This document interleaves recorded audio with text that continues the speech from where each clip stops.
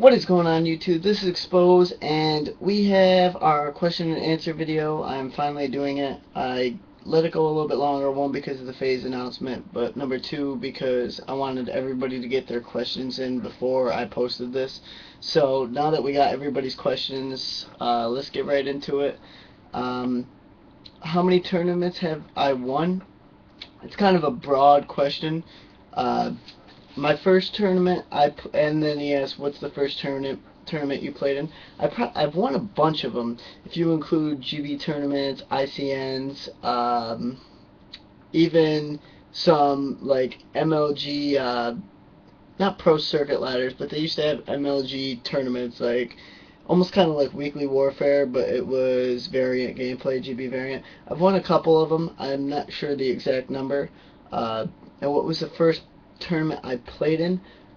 I would say the very first tournament I played in was MLGA of 2008 in COD 4. It might even been late 2007. I'm not sure.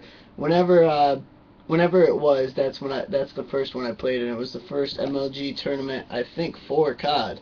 Um, and I don't think I remember what I placed. I wasn't huge into competitive. I just figured I'd give it a try, and that's kind of what got me into competitive in the first place.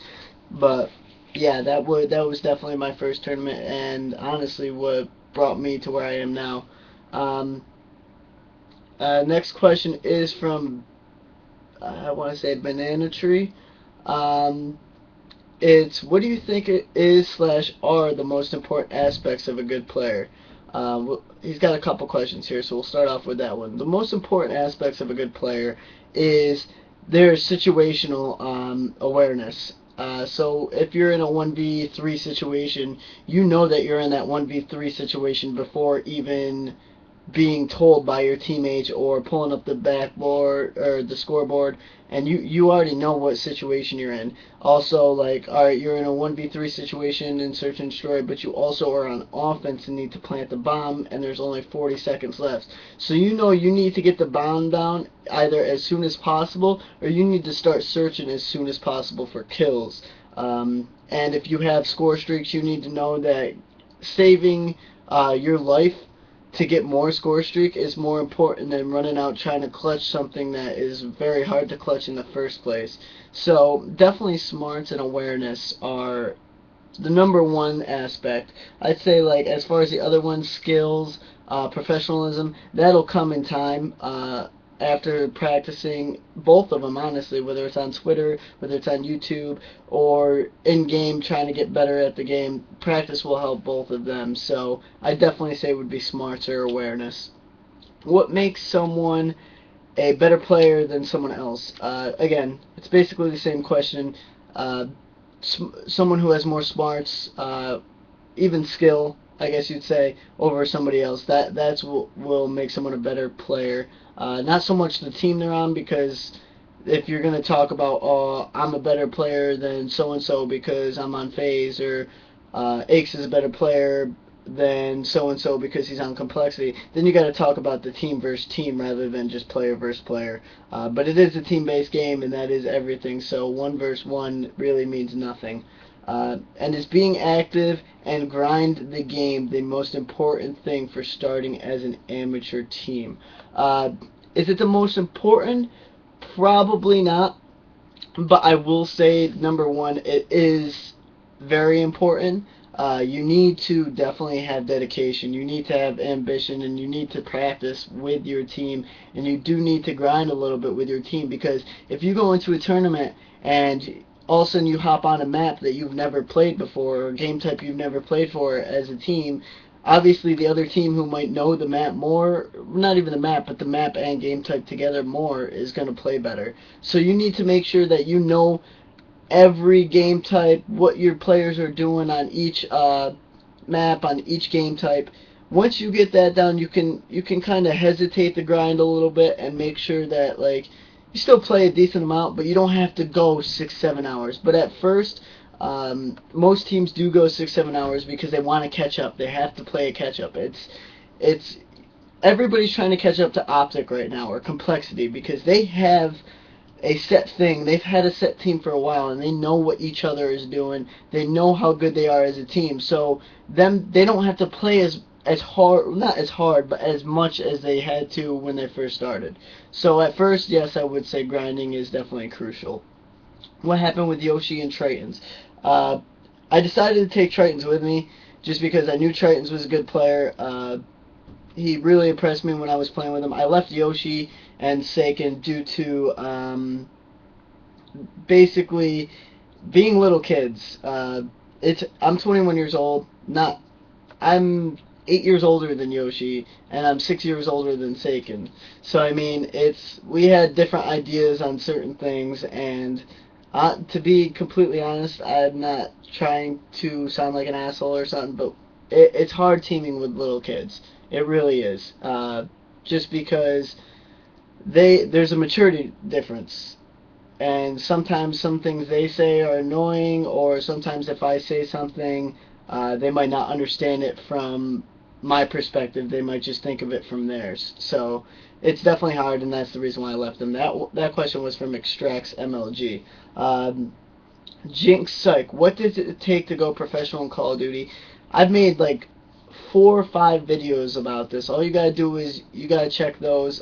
Dedication, hard work, um, anything like that, as far as practice, being professional, all that stuff, and I'm sure you'll be fine.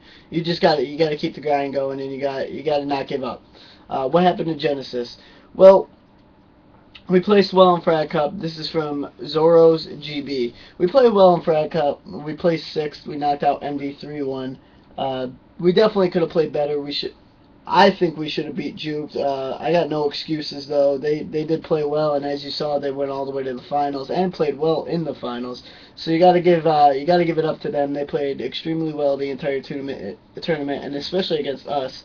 So, but as far as what happened with me and Genesis, me and Fellow just don't get along, and that's the ending line.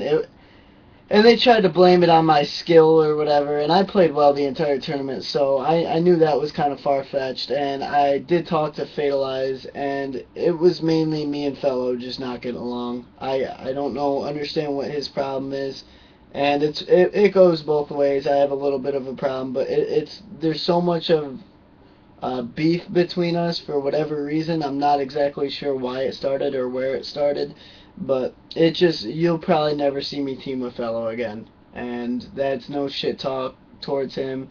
That's no shit talk towards anybody else. That's just being 100% honest with you. We just don't get along, and I don't see us ever teaming. Gizmo asks, would you team with top AMs again? Well, technically I'm doing that now with FaZe.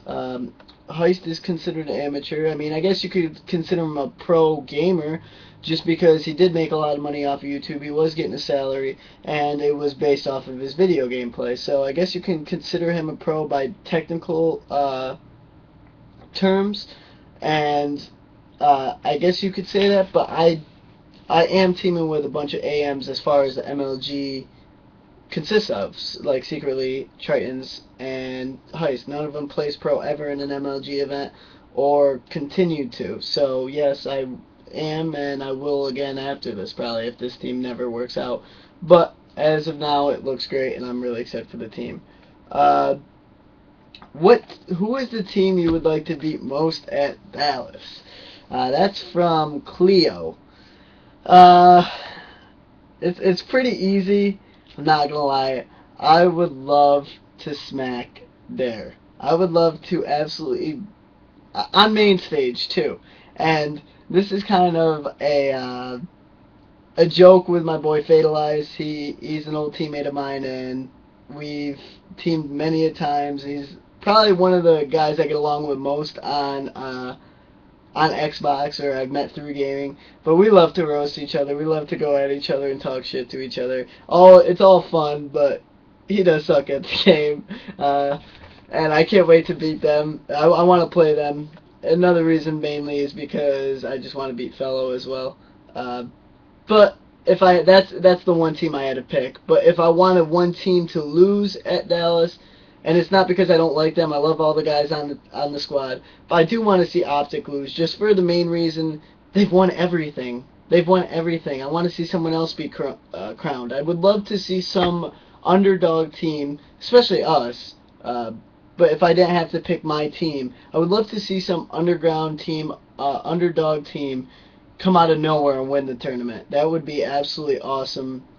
But if not, then I would say I would like to beat Optic, or I would like to beat Dare. Those are the two that I would like to beat. Why was League Play such a flop? This is also from Cleo. I wouldn't say League Play was such a flop, because League Play, the Season 3 rules will be the MLG rules and the competition rules. I just feel like, I mean, it was promoted on the game, but I feel like more people, when they play Call of Duty from a casual standpoint, they just love to go into their pubs. They love to play what they play, and that's it. They don't like to try anything else. Like me personally, when I started and I was a search and destroy guy, all I wanted to play was search and destroy. I never wanted to play anything else but search. Like, I would be upset when when one of my friends would start up, like when I would play with my friends from real life, one of them would start up like a domination, or they would start up a demolition or something, and it was kind of like, I don't want to play this. I'd rather leave and not play than play this. So I think that's why it was considered a flop. It's still, I wouldn't say huge, but I would say it's still in the early phases, so there's still a lot of time for it to grow. And the last one is from Kyle, aka my boy Respect. Where do I live in NY? I live in Albany, New York. It's upstate. It's about 3 hours from the city. It is the capital, for those of you guys who don't know it. But yeah, that's it for all the questions that I got. I would like to, next time I do this, get more questions. I mean, this is a 12-minute video as we speak now, so I'm going to cut this off right now. Thank you guys for watching. Sorry the delay for the question and answers. I appreciate all the support with everything you guys have been saying for the whole phase thing, and just all you guys supporting me in general from the start. And you know what? Haters are going to hate. Let them go. If you see someone post in the comments, let them go. I'm not worried about it. It's just motivation for me and fuel to my fire. Thanks for watching, guys. Peace!